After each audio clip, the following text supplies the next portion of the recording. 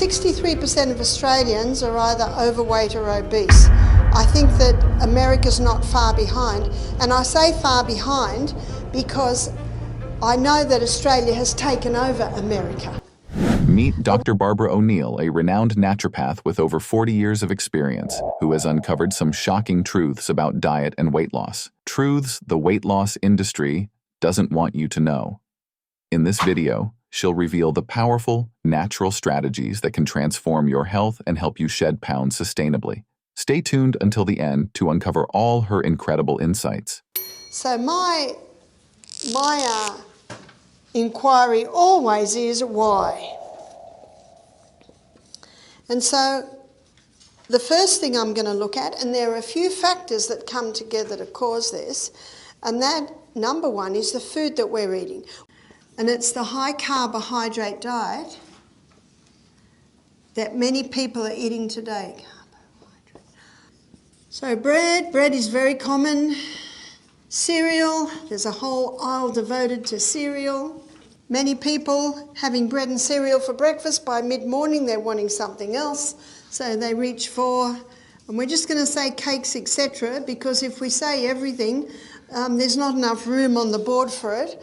When you go into muffins and croissants and donuts and pasties and pies and pastry, etc., etc., etc. So we're just going to put etc. Also, pasta, rice. I'd never had rice. I don't think I went to a Chinese restaurant till I was about 18, and that's the first time I ate rice.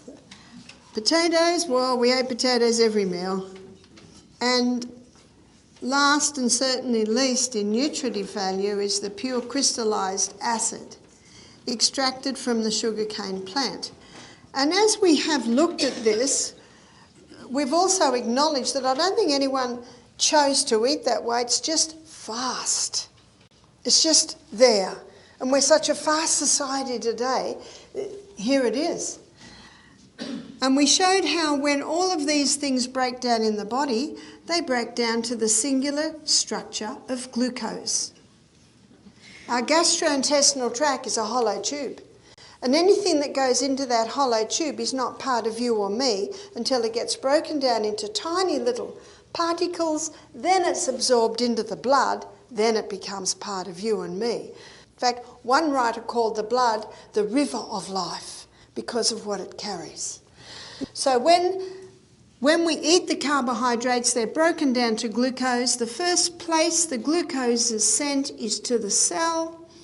The second place it is sent, because only so much can go through the energy cycles, then it is stored as glycogen. We looked at this morning and how that's particularly useful for the diabetic, having these little, well, it's useful for everyone because they're little molecules of glucose sitting in the muscle cell.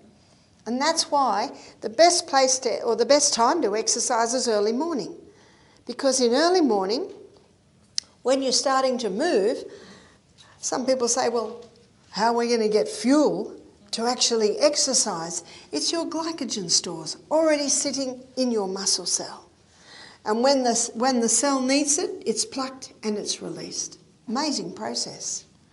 But on the high carbohydrate diet, and this is what a lot of people don't realise, especially when people go on a weight loss diet and stop all the fat, yeah? Fat-free this, fat-free that, fat-free, fat-free, fat-free. And yet what are they eating? Lots of carbohydrates. Do you know fat gives the feeling of satiation or satisfaction? And the best weight loss diet is a diet that stops your hunger. And fat stops the hunger. So what's happening on this high carbohydrate diet? People have eliminated the fat and they're eating lots and lots and lots of this, not realising that that excess glucose, once we've filled up the energy cycle, we've filled up the glycogen stores, and so now the body sends it to the fat cells. And on this high carbohydrate diet, what's happening to Americans and Australians? They're getting bigger and bigger and bigger. In fact, it's one of the most dangerous fats because what the body does is it stores it in the probably areas of the body that's not used a lot, maybe the arms, the belly, the hips, the thighs. And then when that gets all filled up, then it starts to go to the internal organs, weighing them down. And in the book Wheat Belly, notice the title of the book, Wheat Belly, Dr. William Davis, he shows that sugar particularly, sugar and the hybridised wheat. And the hybridised wheat is found in most breads, cakes, cereals, pastas, pizzas. Because it gets the blood sugar level up so high, so fast, as we looked at this morning, then very quickly it's dumped as a visceral fat on the belly. And another fact, another very misunderstood fact, is that glucose burns at 4 calories per gram, whereas fat, it burns at 9 calories per gram. Now this piece of information, which is fact, is in just about every weight loss book as proof that if you want to lose weight, don't eat the fat. It's going to give you more than twice the calories. But what the people don't understand is what a calorie is.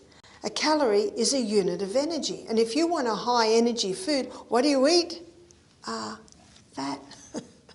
It's going to give you more than twice the units of energy compared to glucose.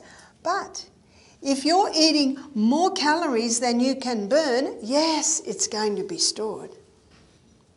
That's why one of the best things that you can do for weight loss is to eat breakfast like a king.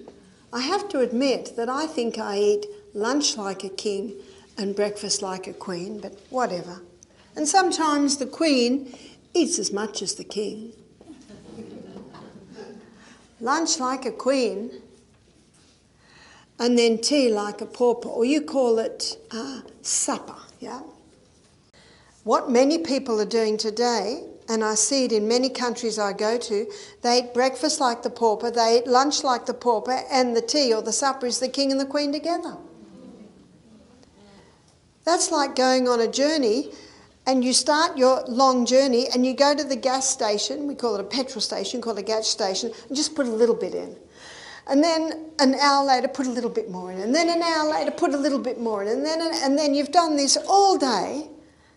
And then you finally get to your destination, you go into the gas station and you fill your tank and then park it in the garage. How much sense does that make? And yet that's what most people are doing.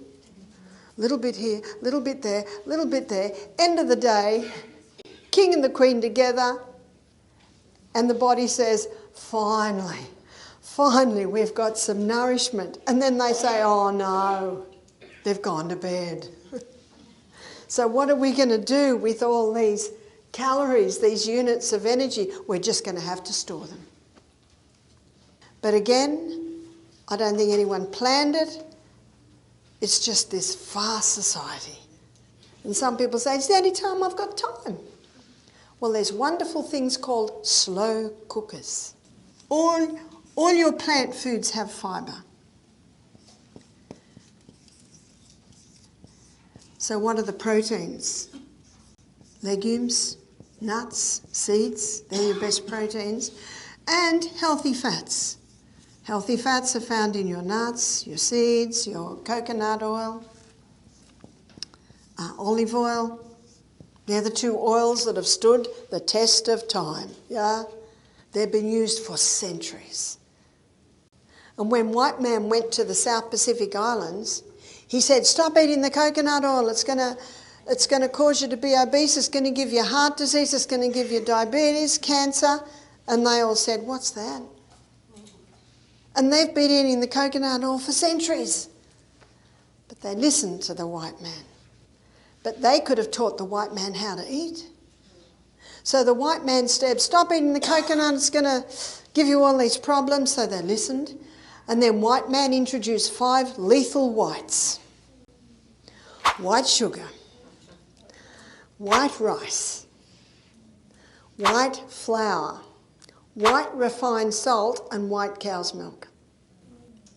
They stopped the valuable white, the coconut, and brought in the 5 lethal whites. And if you go to the South Pacific Islands today, you will find diabetes, you will find heart disease, you will find obesity. I was in the Cook Islands a few years ago, and I was teaching basic health principles, and I was surprised how large the people are. You see the bread shops and the cake shops have come in. And I know in the Fiji Islands, hot bread shops are open till 11 o'clock at night.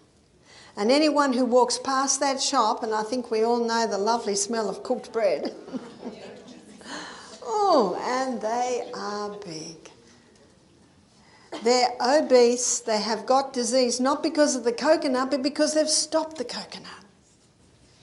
You see, it's not the fat that makes you fat. It's actually these refined carbohydrates. Now, carbohydrates are not bad. What a relief, we like them. The problem is when they're overdone and refined. That's the problem. When they're overdone and refined.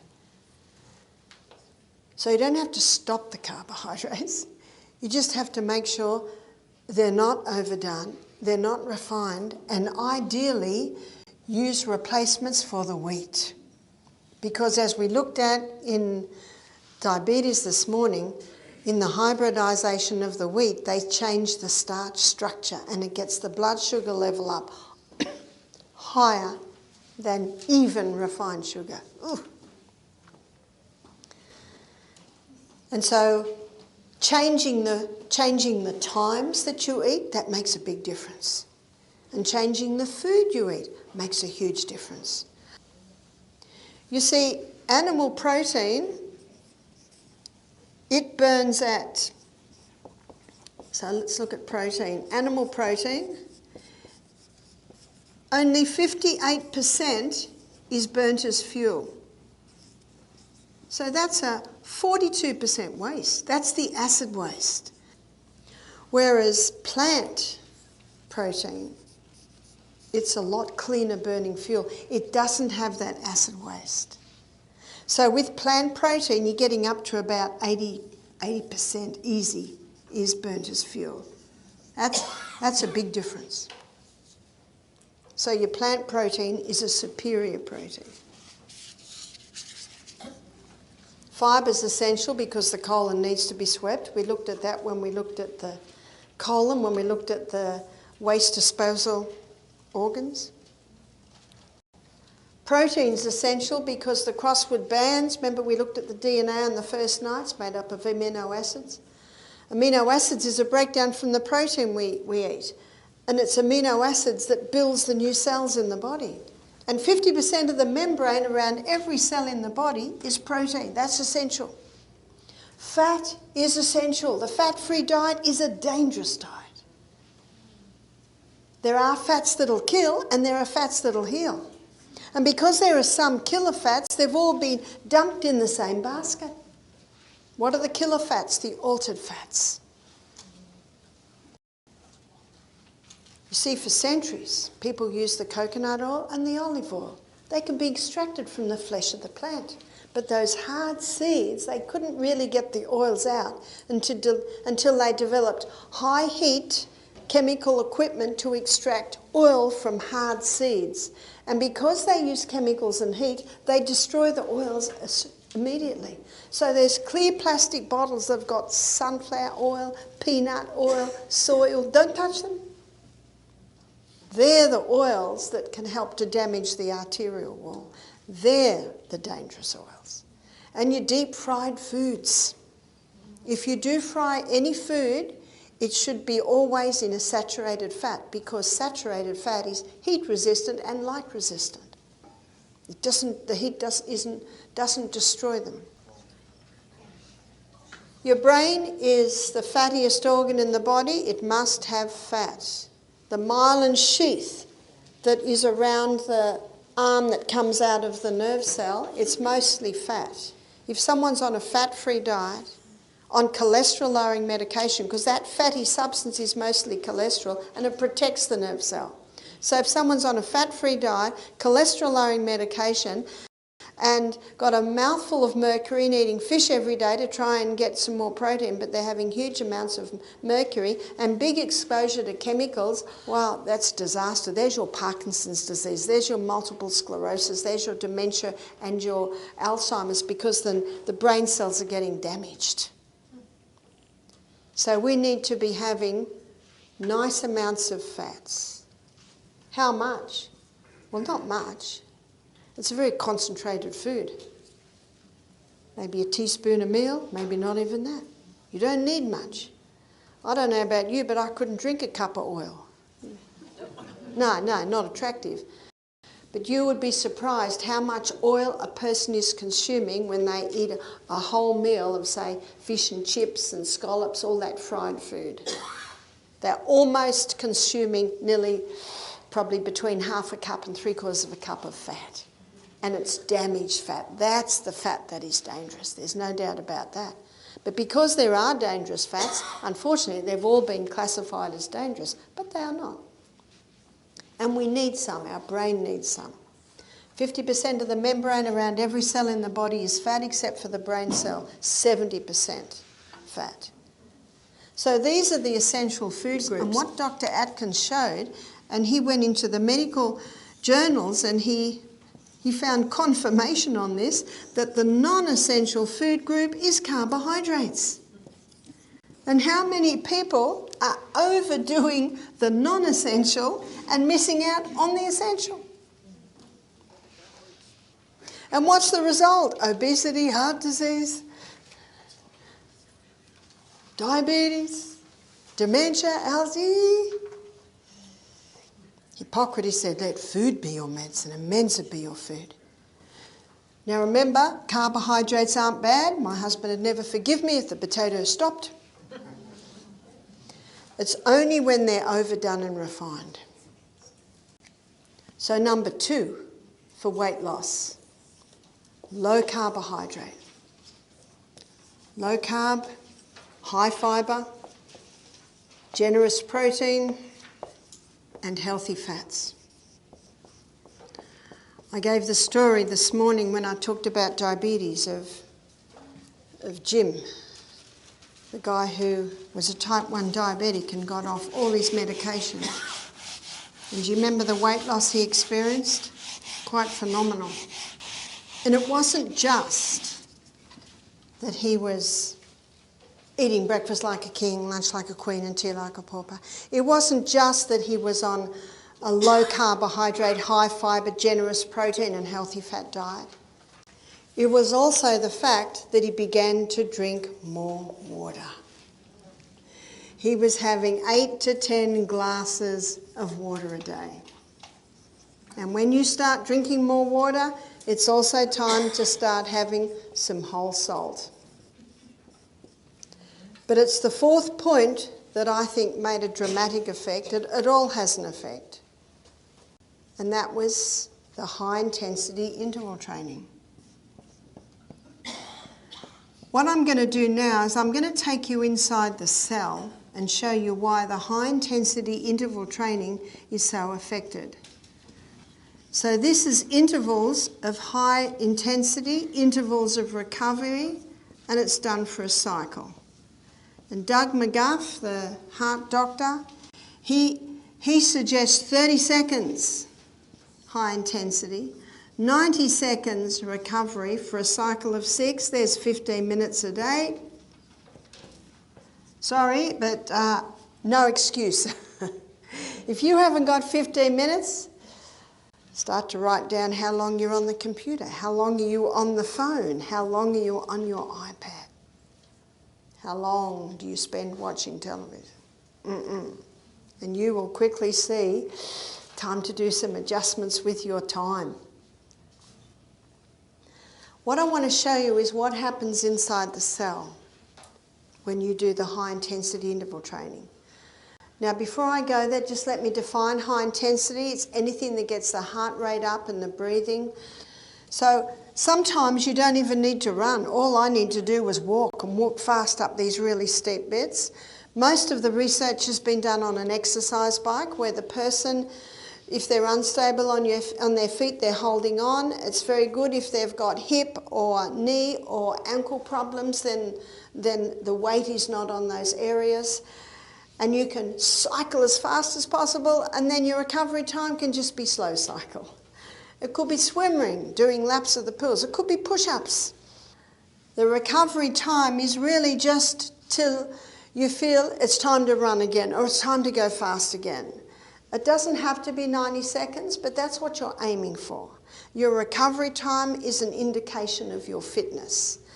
The longer you take to recover, it's usually an indicator that the more unfit you are. And if you take a long time to recover, don't worry about it. This is progressive. That's what Al Sear's book says, progressive acceleration of cardiopulmonary exertion, pace. So as you get stronger, as your body gets fitter, you'll be able to do less recovery time. 15 minutes of high-intensity interval training a day will cause a release of the human growth hormone, which will remain active for 24 hours. What a bargain. And so number 4 is exercise. Exercise causes a dramatic weight loss. And yet the beauty of implementing this is that as you lose weight, you don't get the saggy, baggy elephant effect. Sorry, but you can't lay back on the couch eating a high carbohydrate diet and picture your new body. But it's part of it.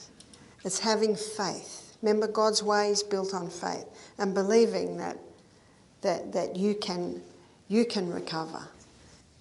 Rome wasn't built in a day. You'll get there. Would you follow Dr. O'Neill's teachings? Let us know in the comments below, and don't forget to subscribe to Longevity Lounge for more health tips and expert advice. Thanks for watching.